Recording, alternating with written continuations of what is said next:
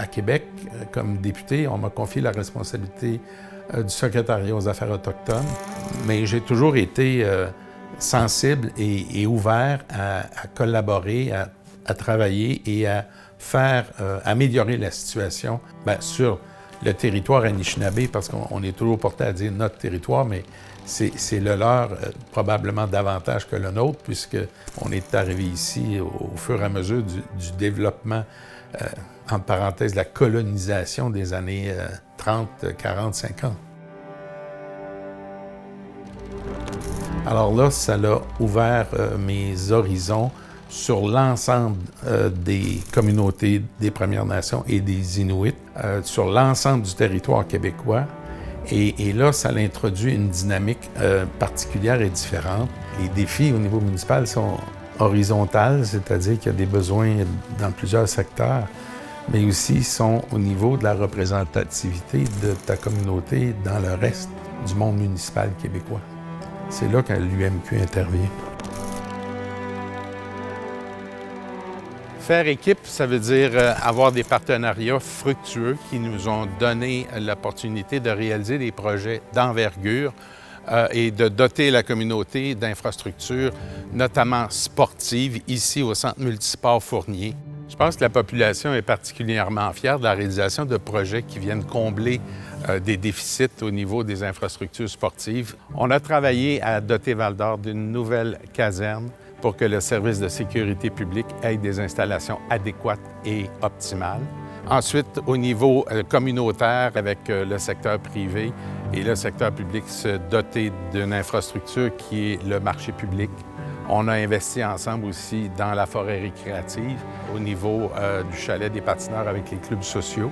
La forêt récréative a connu un développement intéressant et en dernier lieu, la patinoire bleu-blanc-rouge qui est venue coiffer ces deux mandats-là. Faire équipe avec tous nos partenaires aura donné ces fruits-là.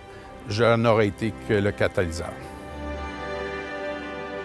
Faire connaître l'Abitibi-Témiscamingue, c'était ma priorité dans les différents ministères que j'ai occupés, au sein du Conseil des ministres, au sein du caucus de ma formation politique, le Parti libéral du Québec.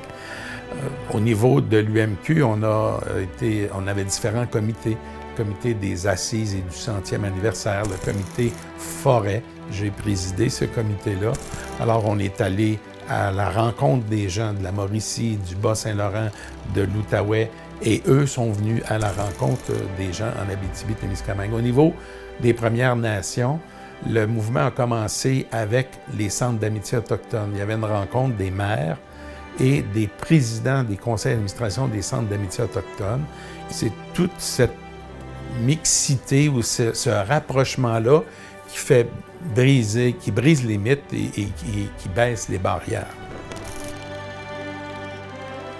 L'UMQ, à travers son organisation, à travers ses assises, ses activités, ses comités, fait œuvre utile dans le développement des municipalités au Québec et par conséquent dans le développement du Québec tout entier.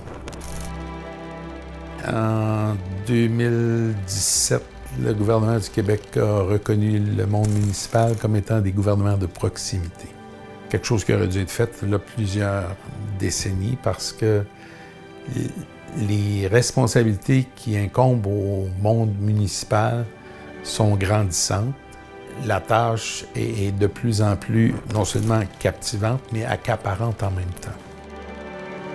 Le gouvernement du Québec devrait miser davantage sur une collaboration étroite avec les élus locaux, parce que chacune de ces hommes et de ces femmes qui sont à la tête des différentes municipalités au Québec ont à cœur le développement de leur communauté, de leur région et par conséquent du Québec en entier.